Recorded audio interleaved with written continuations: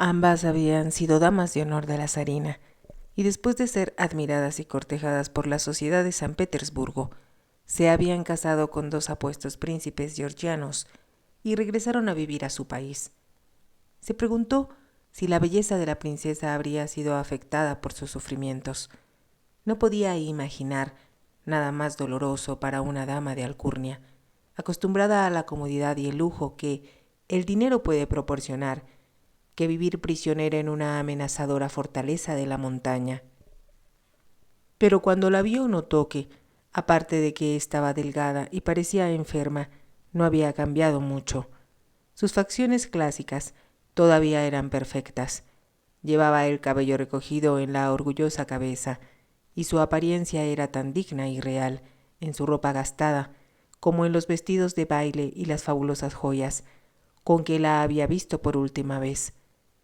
Ella extendió la mano con una entusiasta exclamación de alegría, y él se la llevó a los labios. La acompañaban dos murits y un intérprete, y ambos repetirían a Shamil cuanto dijeran y hasta la entonación de sus voces. ¿Se encuentra bien, Su Alteza?, preguntó Lord Athelstan en inglés. Estamos con vida. No desperdiciaré el tiempo en expresarle cuánto lamento lo sucedido.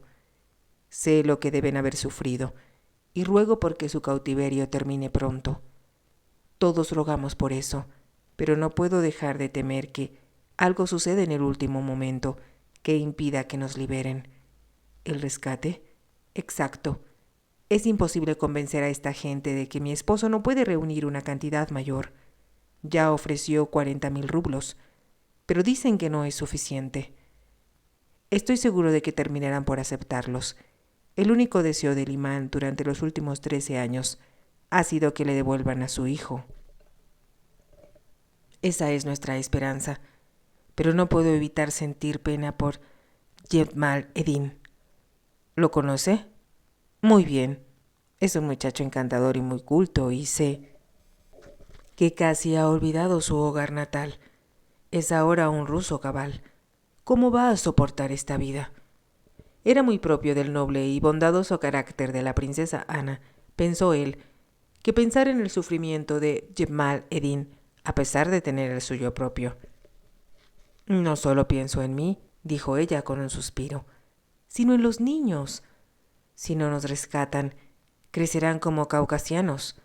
A las muchachas las casarán a una edad muy temprana, y los jóvenes aprenderán a luchar contra su propia gente. Ambos sabemos que presionarán durante las negociaciones, pero al final se llegará a un arreglo. Trato de elevar mi ánimo al pensar eso, pero no puedo imaginar lo que han sido estos meses. ¿Los han tratado mal? No. Shamil es un hombre justo, pero no siempre puede controlar a toda su servidumbre. Al principio fue terrible. Éramos 23 personas en una sola habitación pequeña, sin que se nos permitiera salir. Después le asignaron otras habitaciones a nuestra servidumbre. El rostro de la princesa Ana revelaba el sufrimiento que sentía al recordarlo, pero sonrió al continuar.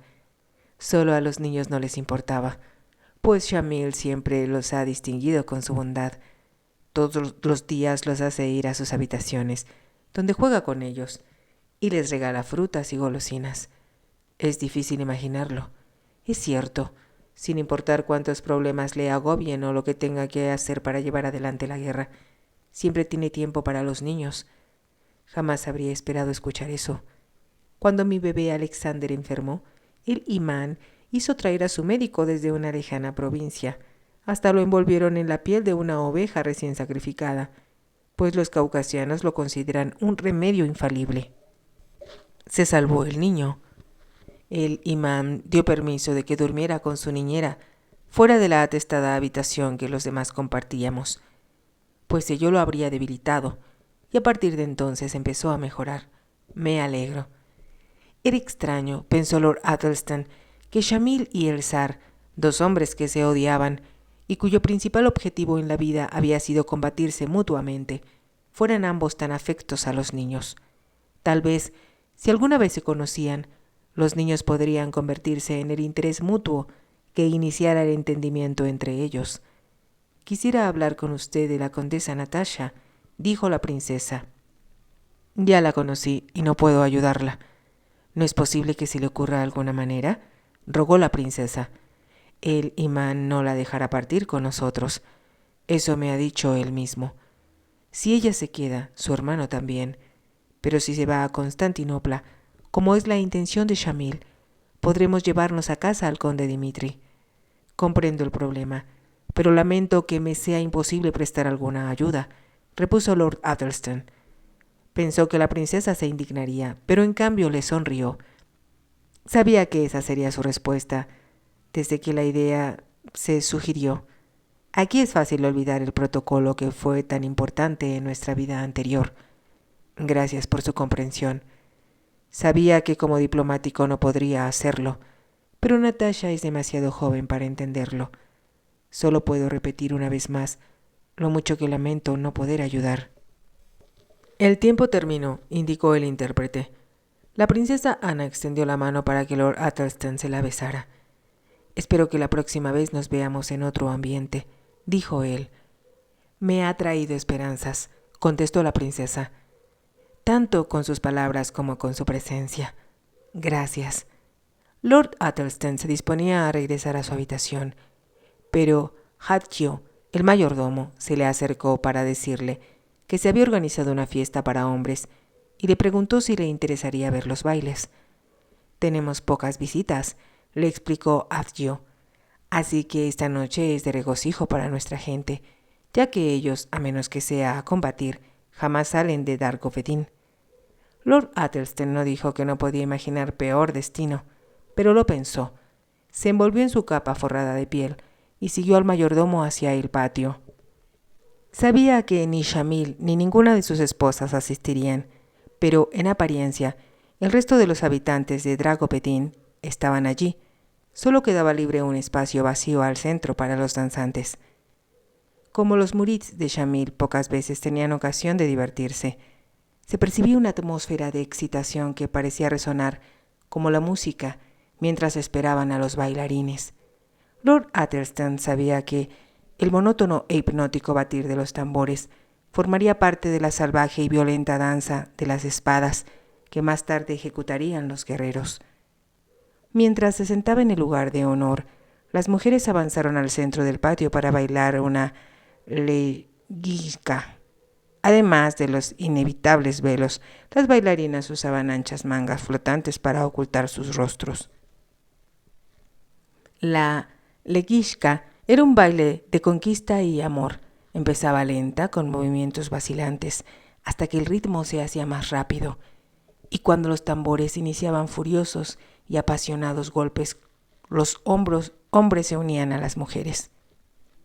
Las rodeaban en un círculo, que apretaban conforme ellas retrocedían.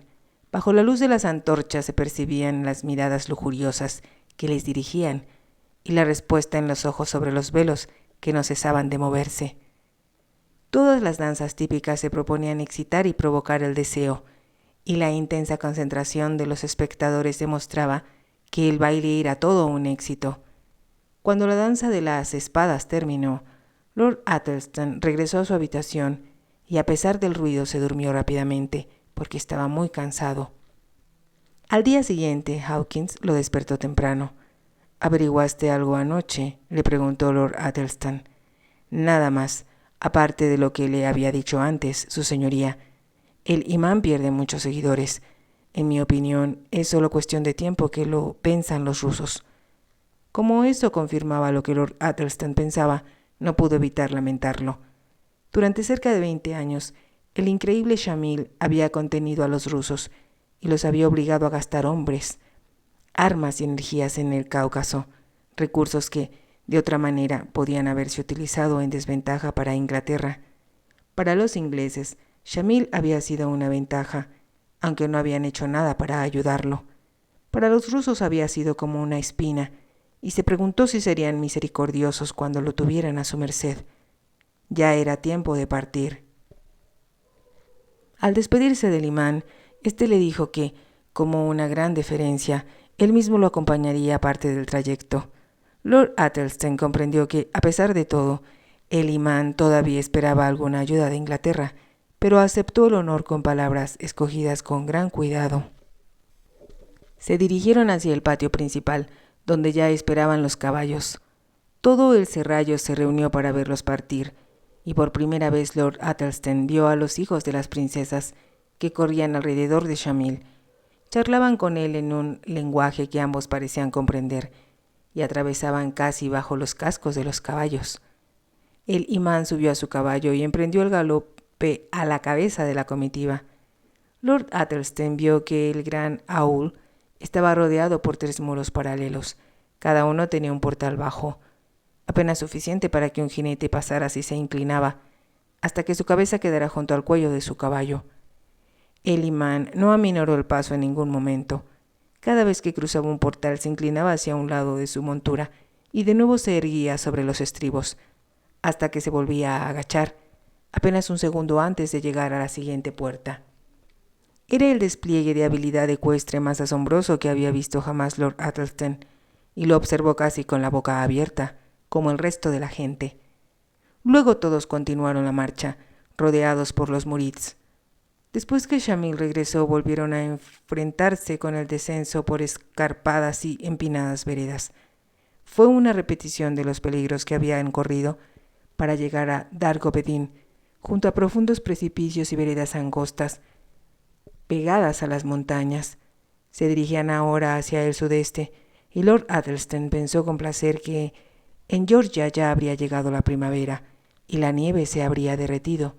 Solo en las alturas del Cáucaso el invierno se prolongaba tanto, y se preguntó cómo las princesas no habían muerto en su prisión a causa de los rigores del intenso frío. Si Rusia era un país extremoso, también lo era el Cáucaso, aunque era difícil compararlos al pensar en la extraña y extravagante nación a la que las princesas debían no solo su alcurnia, sino su valor. Sin embargo, nada que hubieran conocido las podría preparar a lo que tuvieron que soportar en Dar Gobedin. Así como Rusia pareció sin duda Atjemal-Edin, un país fantástico y maravilloso, para las princesas debía ser como el paraíso perdido. ¿Quién podría describir a Shamil, que jamás había salido del Cáucaso, la belleza de los grandes palacios de San Petersburgo, o el esplendor de los bailes de la corte, que asombraban hasta a los más cosmopolitas europeos?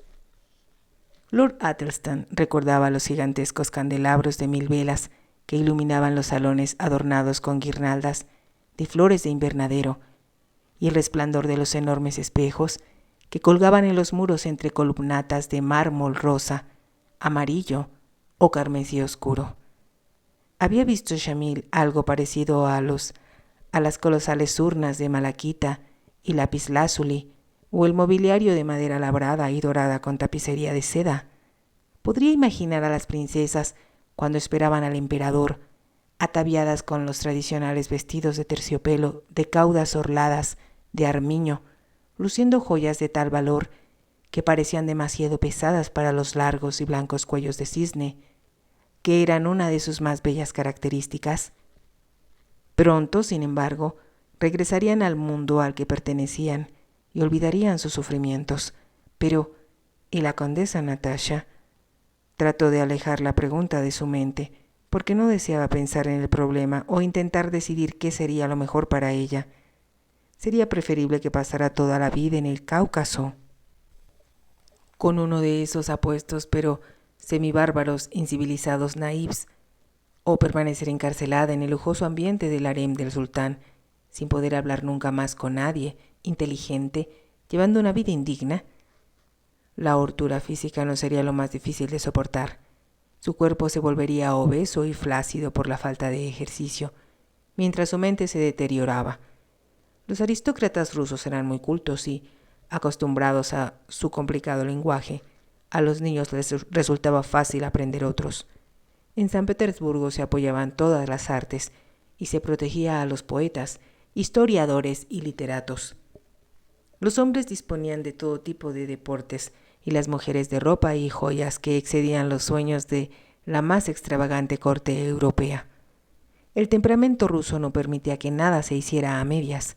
Por eso, se dijo Lord Athelstane, era imposible oscilar de la austeridad, piedad y fanática dedicación de Shamil a las excentricidades de la corte del zar. Pero Shamil permitía que sus distinguidos prisioneros permanecieran en harapos, usando la misma ropa con que habían llegado, mientras la emperatriz Elizabeth poseía 1500 vestidos. Lord Athelstan recordó que los nobles solían mandar a comprar grandes vajillas a Dresde o Sèvres, las que llegaban a Rusia después de un largo viaje por tren, para usarse en una gran fiesta y convertirse después en blancos para prácticas de tiro. ¿Quién podría explicar o comprender a Rusia? Al peinador favorito de la condesa Saltykov se le mantenía en una celda para evitar que ejerciera su oficio. Las grandes mansiones eran atendidas por un número exorbitante de sirvientes.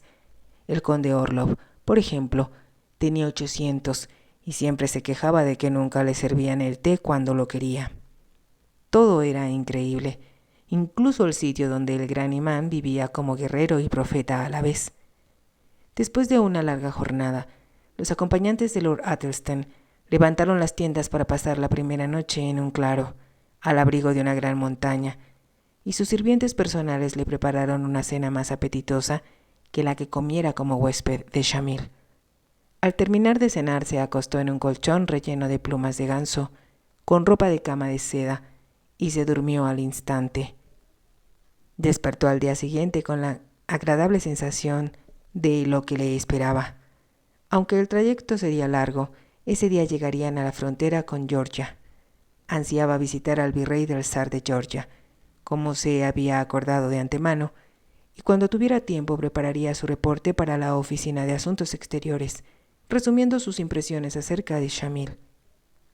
Le complacían mucho los sementales Kabardian que le había regalado el imán, ya que en Inglaterra tenía una cuadra muy fina y conocía mucho de caballos. Decidió montar uno de ellos y pidió que se lo ensillaran. Al salir de su tienda, los murids lo esperaban, y mientras lo saludaban pensó de nuevo en lo apuestos que eran.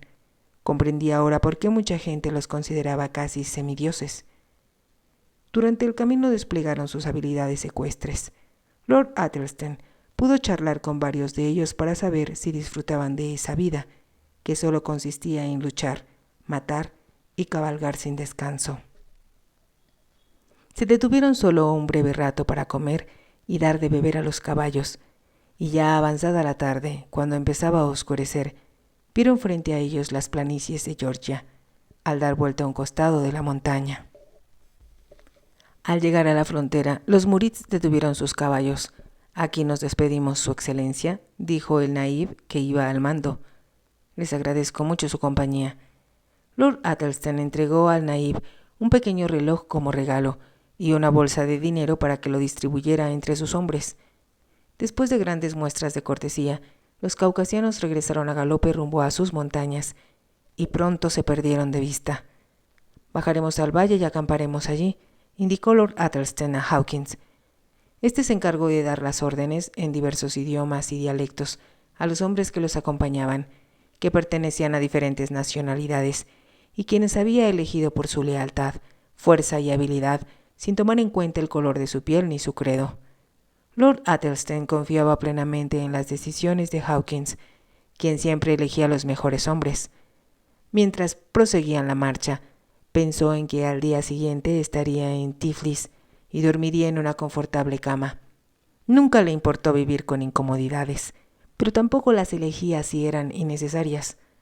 Tenía grandes deseos de ver de nuevo al príncipe Vorontsov, el virrey, hombre a quien admiraba mucho y que vivía con magnificencia. Después de la familia imperial, la de los Vorontsov era la más importante de Rusia. Los últimos kilómetros de descenso se hicieron pesados, pues el terreno era rocoso, traicionero, y los caballos estaban cansados. Habían sido 2 días extenuantes y, aunque jamás lo habría reconocido, Lord Athelstan se sentía algo fatigado. Era un hombre muy resistente, pero el helado e incesante viento era tan difícil de soportar como el ruido que producía y, además, tenía hambre. Por fin llegaron a la planicie y empezaron a acampar. La tienda de Lord Athelstan era particularmente lujosa, casi a prueba de agua y con alfombra persa en el suelo, y como solía usarse para entrevistas con personajes de diversa importancia, se dividía en salón y dormitorio. Con excepcional rapidez, Hawkins tuvo lista la mesa para la cena. También llevó agua caliente, para que su señoría se aseara, y Lord Attleston se cambió de ropa. Era parte de su disciplina, ya que esperaba que toda persona civilizada se aseara y usara ropa limpia para cenar. 2 pulcros sirvientes, supervisados por Hawkins, lo atendieron durante la cena. Los alimentos eran sencillos, pero excelentes, y al terminar, Lord Attleston encendió un cigarrillo, se sirvió una copa de coñac y, sentado con gran comodidad, se sintió en paz con el mundo. Pensó en Shamil, que había excedido lo que esperaba de él, ya que era una personalidad más magnética de lo que imaginara. Es un gran hombre, se dijo. Se dispuso a acostarse temprano, pero cuando ya estaba a punto de hacerlo se oyó un súbito grito. «¡Lobos, señor, lobos!». Lord Attleston se puso su capa y buscó sus pistolas.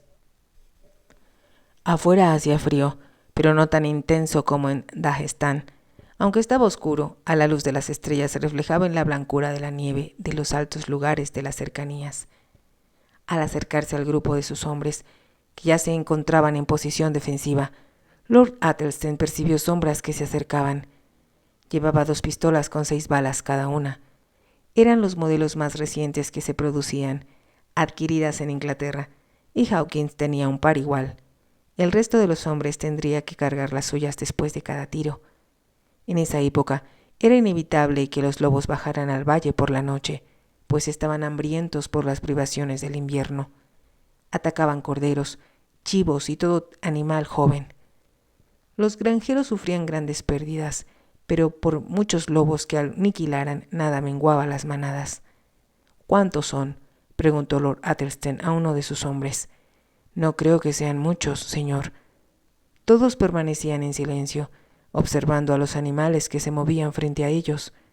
A veces era imposible distinguirlos entre las rocas y los arbustos, pero en otras ocasiones veían brillar sus ojos y sus dientes. Reconocerían un poco el terreno y atacarían cuando su líder lo decidiera. Lord Attleston tuvo la impresión de que eso estaba a punto de suceder y preparó sus pistolas. De pronto, se le vinieron encima. Eran más de los que esperaban, y el líder iba al frente.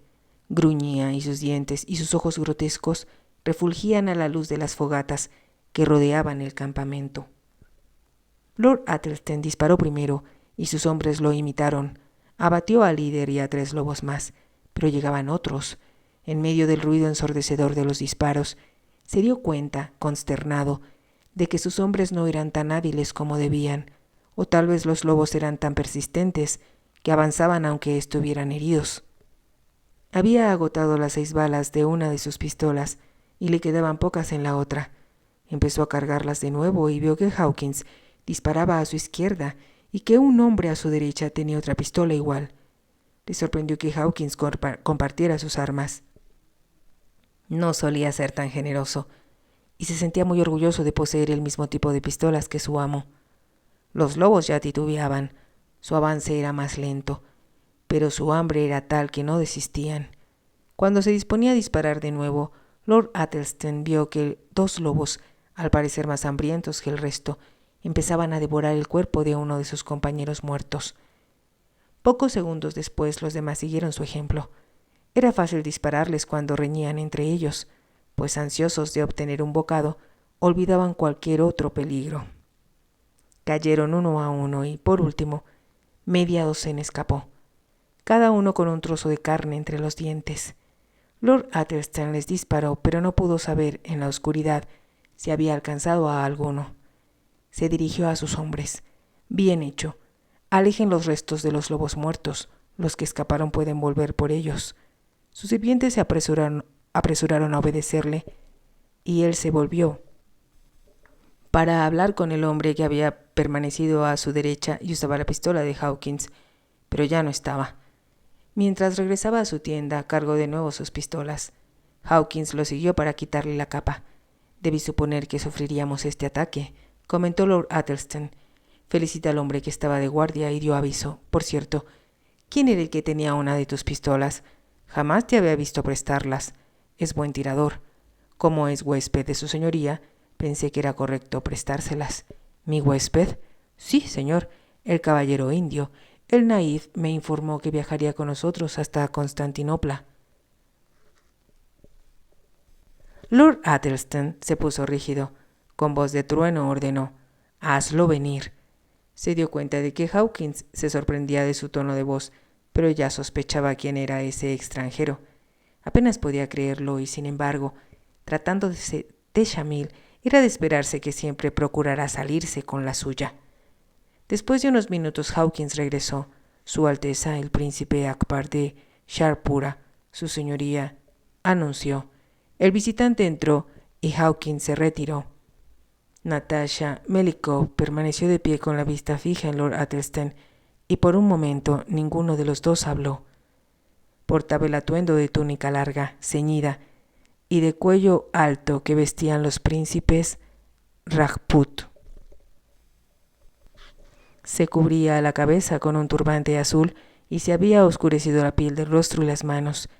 Rodeaban sus ojos líneas oscuras de col y cubría sus piernas el faldón blanco y amplio ceñido a los tobillos que usaban las tribus del norte. A pesar de lo disgustado que se sentía, Lord Athelstan tuvo que reconocer que aquel era un disfraz del todo efectivo. El porte y la silueta de ella, la finura de sus facciones y su altivez contribuían a hacerlo más convincente. ¡Qué atrevimiento!, exclamó él por fin.